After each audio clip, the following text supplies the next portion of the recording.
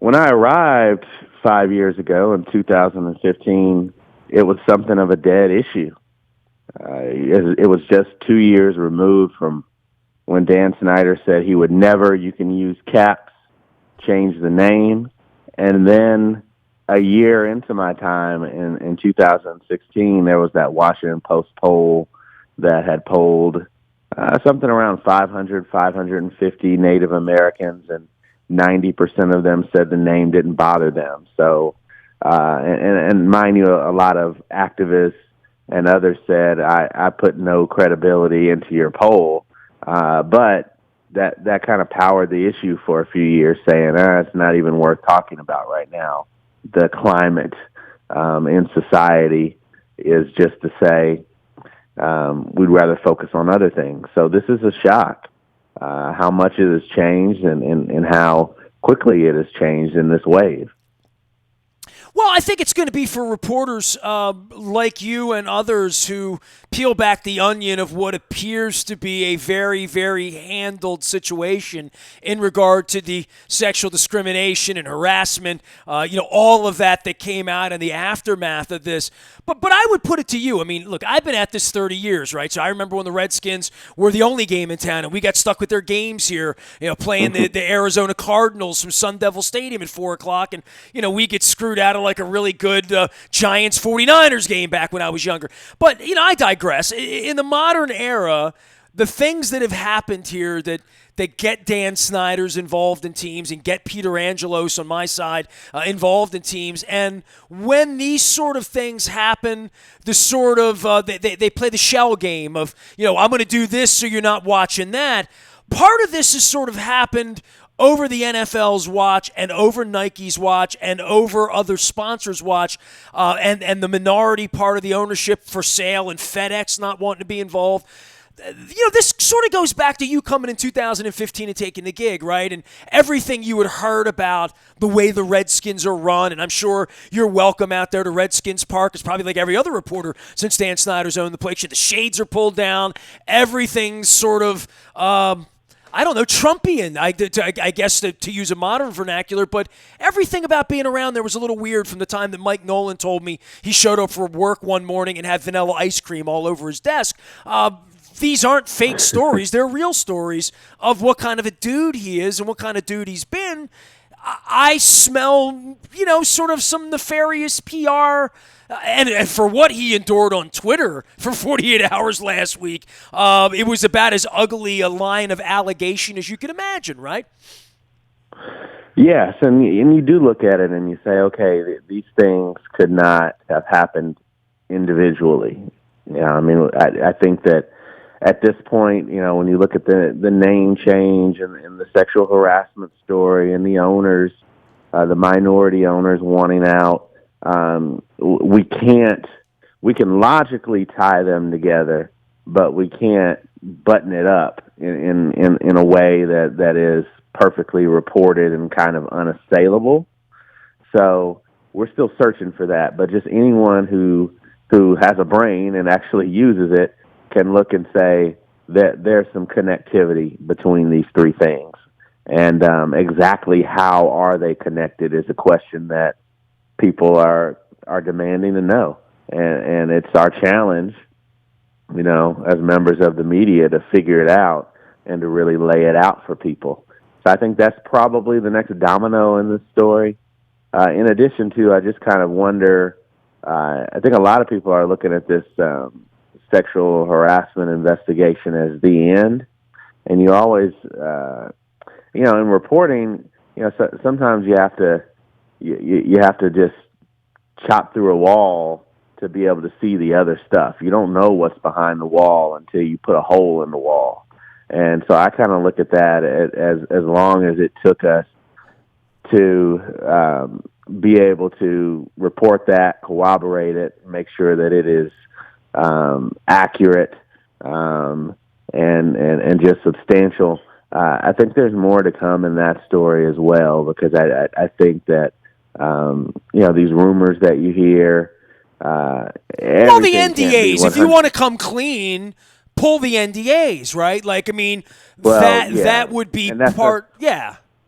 that's likely not to happen. I mean, they didn't even do that in the Jerry Richardson case, and you can already see where the NFL is clearly telling you where this is headed. I mean, they're just gonna allow Beth Wilkinson's firm to do her investigation, and when the investigation is done, the NFL is likely to release a fine. Maybe they might insinuate themselves into the discussion of how Snyder reorganizes the organization. But other than that, it's going to be nothing more than a slap on the wrist, which No, that's but it where it's wasn't headed. for Jerry Richardson, right? And it wasn't for Sterling. I wonder where the tipping point is, right? Well, the difference is with those two guys, you had a smoking gun. You had Donald Sterling saying racist things to his mistress on a recording, and you had actual implications of sexual harassment and racist remarks from Jerry Richardson. So you had those guys, the owner, dead to rights. In this case, you're talking about something that people may consider nebulous, which is who is responsible for the culture that this was created and how much can you blame an owner. And in this case, you're also going against NFL precedent in that owners, if you don't have an owner dead to rights, they're not going to want to set the precedent that you can just pull an owner off of a team or that you can severely punish an owner for something his entire organization does. And that's unfortunately, everything moves glacially so often in the NFL. I mean, we're just now getting to the point 4 years later in which Roger Goodell respects the Black Lives Matter concerns of his players. And then if you want to get into diversity in the coaching ranks and such, it took them 25 years to just get teams to admit what their power structure was so that they could make an apple in trying to really understand where diversity is in organizations. This is even higher on that food chain, so to speak, ownership accountability at this level. And ultimately, the NFL is collectively owned by 32 ownership groups, and the owners are not going to allow you to set a precedent that comes at them like that. And unless you really have, so the only thing you can do is go back in there and see if you can tie explicitly Daniel Synder to this. And that's easier said than done. We'll see what happens. Jerry Brewer is here. He is at the Washington Post covering all things. We used to just do sports. Remember that? Stick to sports, and we just talked about sports. Now it's with no games. It's been everything other than that, and yet the pandemic is sitting on top of all of this, right? Like, as I've sat here the last couple of weeks starting to talk about sports in some sort of, I don't know, a sensible, rational way as to whether this is good or bad or safe or not safe or good for society or bad for society. Where do you lie in all this as the Nationals take the field this weekend? They got together with the Orioles for no one this week. Some of the games are on, some of the games aren't on. I tell you what, baseball is a terrible, terrible television sport when there's no one in the stands, and it's fun. I mean, it wasn't great to begin with. It's great to have a beer and have a dog and sit in the upper deck or whatever, but just as am I going to commit to this 3 hours a night every night? Whew, man, I mean, there's something really missing there, I'll tell you that much. Yes, and it's going to be strange, to say the least, now that we're about to hit a wave where even more leagues are coming back. It's just strange is kind of the word for me. I mean, we worry that it's going to send this wrong message that it's safe to return to normal. However, I think people are going to look at it and look at these televised, fanless sports, and I think on some ways, if they make sure that they're careful with their messaging, but I think just the visual representation of sports is going to speak to people and say, this isn't what I'm used to.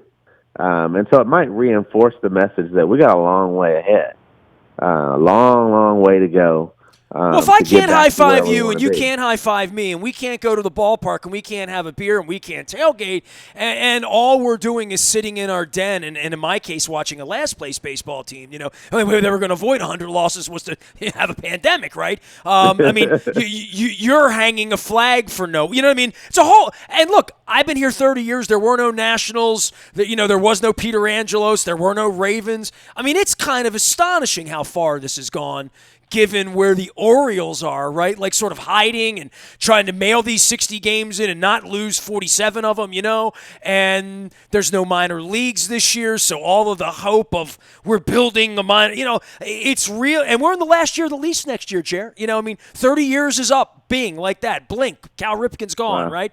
And the Nationals are the world champs, and I mean, I'm having a hard time coming to grips with what the Orioles look like 5 or 10 years from now in this market if people are going to have a lacrosse stick and not care about baseball.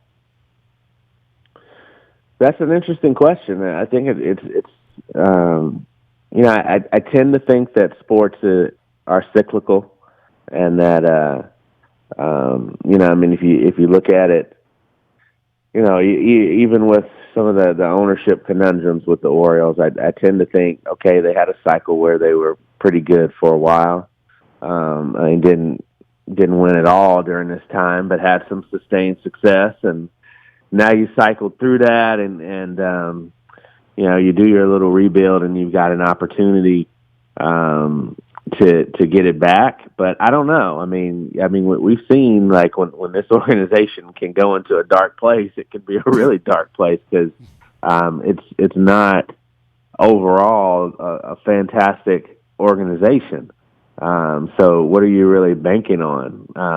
And they're going to have to do some tremendous work in getting the right talent in there to help them rebuild. And yeah, you're right. Anytime you start to be really bad, you do worry.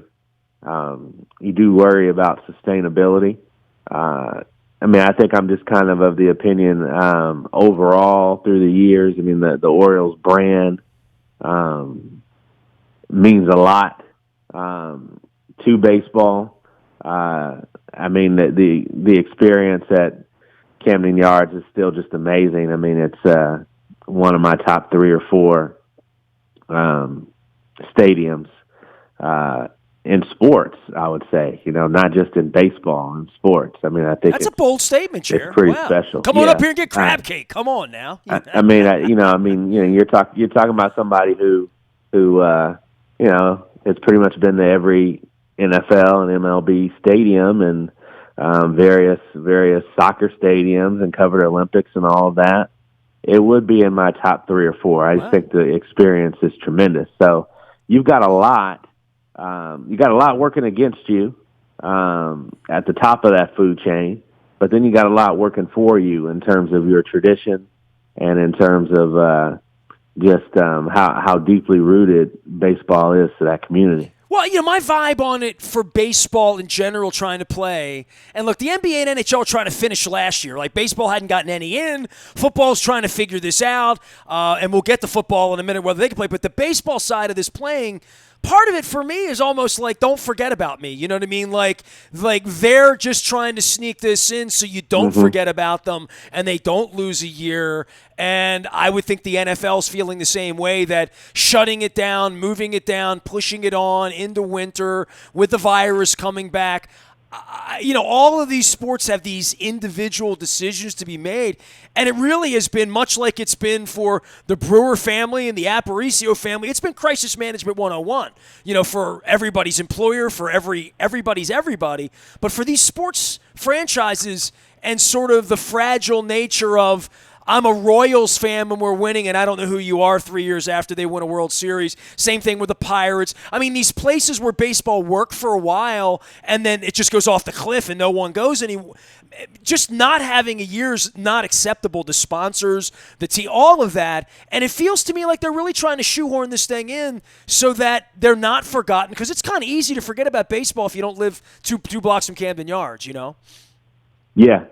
Yeah, you're right. I mean, I don't think that the motivation this year is the same in sports, and I think that's really going to strike people. And anyone who's paid any attention to, like, the MLS is back tournament and such, and some other things, the NWSL. If the test results don't come back, you're not playing. Period. And it's not. I don't think that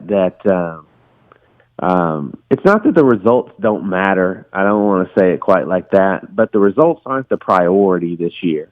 They're coming back to salvage their business and to just kind of earn enough revenue to keep this thing going for better times. That's ultimately what's happening here.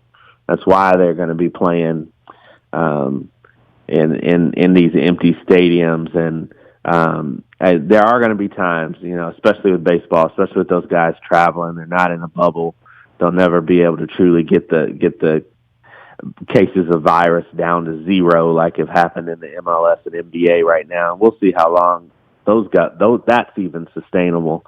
But there are going to be just these weird things that we're not used to. All of a sudden, if Max Scherzer gets it, well, that's 3 starts probably he's going to miss, and he doesn't have that many starts this year. And how far do his starts go anyway? He's not 7 or 8 innings at this point. Nobody. Yeah, right? Exactly. It's not going to be that. It's not going to be that at least until the very end of the year, and then you have I just saw where Anthony Rendon he's got an oblique injury. Oblique injury is a real slow healing thing. So if he can't grind that out, he might miss half the year. He might miss a month. He might miss 6 weeks. He might miss most of the year. And they're banking on him being that middle of the lineup guy with Mike Trout and their other hitters, and really turning them into kind of a murderer's row. Out Dude, if the Orioles don't get John Means to the mound, they might lose 61 games in a 60-game season. So, we got our own set of problems here. You guys are trying to, squeak into the playoffs to steal another back-to-back title or something like that. I don't think we're thinking like that up here, up the freeway a little bit, Jer. So it's kind of survival as opposed to just purely the way we look at athletic competition. I mean, in a lot of ways, in a lot of ways, everybody's kind of like the Orioles. You enter this year saying the results really don't matter because we don't think the team is any good. And even if you're the Yankees, nobody's gonna. People are gonna. It's sports because we'll have things to criticize and we'll find ways to get back into our trivial joy of sports. But I don't think we're going to look at it the same if the Yankees just, are 500 and don't make the playoffs this year. I think for the NFL, it's a whole different thing. It's not the same kind of year. And during this NBA restart, if the Lakers just don't have it and they lose to Portland, let's say in the first round, it's not going to be the same as if this were just a normal year and they lost as the number 1 seed, or if the Celtics flop or the Sixers. I think everyone is just like, as long as this isn't just a mortifying disaster, we move on. So it's almost kind of like zombie sports in that way. Well, and then the NFL's telling me there's going to be a Super Bowl in Tampa and I should buy in when I know damn well the Chiefs' offensive line is going to, you know what I mean? Football just does not lend itself to doing this and flying around and going home with the wife and the kids who are in school allegedly. The NFL for me, there's a lot less integrity in what they're trying. I respect what they're trying to do. It's not smart. And I don't think it's safe. I tend to think that they already know that they're going to delay the season, but, it being their business, that you're just going to hope against hope until you have to. But, yeah, I think that's kind of the next step that's coming, and maybe it comes in negotiation with the players. Maybe they just reach a realization. You got to buy yourself some time.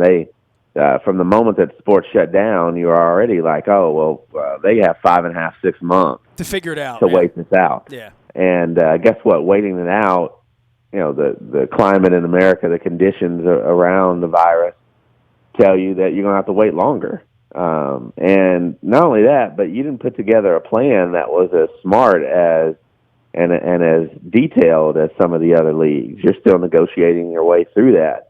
And so in a lot of ways, football is going to be the hardest sport to keep cases down, to keep people safe. And if you don't have a real thorough and negotiated plan that everyone has agreed upon by now, you really don't have a lot of hope. So I tend to think that, I think the best case for all of football, college, high school, and pro, is to have your long-term eye towards possibly playing in the spring, which would mess up multiple seasons. I get that, but guess what? Our lives are going to be messed up for multiple years. I think they need to have an eye on that long game, and you continue to try to see what you can do in the short term. You just don't punt on first down or second down or wherever we are on this, but you got to make sure that you've got a plan to salvage this season on into 2021, and maybe it comes back, and let's say you can start the year around Thanksgiving. Maybe it's you start the year sometime in December. Maybe it's sometime in early February. I don't know. But you need to make sure that you have all these contingencies lined up and really well thought out, and that you're not just stumbling from block to block. And that's kind of hard. I mean, because you're asking, let's do a kind of a crisis management plan that works for now, but let's also have people working on, a plan that is, more long-term thinking. That's difficult, but that is what it's going to require. Otherwise, the alternative is that you start banking on the now and you ruin everything for an entire year, and then the finances of the entire league turn upside down in a way that no one is going to like. Jerry, always appreciate the intelligent, wise chats with you, man. Thanks for coming on. We're following you out there, Jerry Brewer, and subscribing to the Post and reading on. And at some point, they'll have a name for the team, right? At some point. At some point, we hope. Hey, man, wear a mask. Wash your hands. Stay safe, all right? All right, you too, man. We'll be following along. Jerry Brewer, Washington Post, sports columnist in from Seattle. It feels like yesterday, but it was 5 years ago. Always stopping by to say hello when the Nats and the Orioles and the Redskins and everybody gets together. I am Nestor. We are WNST.net, AM 1570. We're back on the baseball diamond, maybe back on the fields in Owings Mills soon. We are calm, local, and Baltimore positive.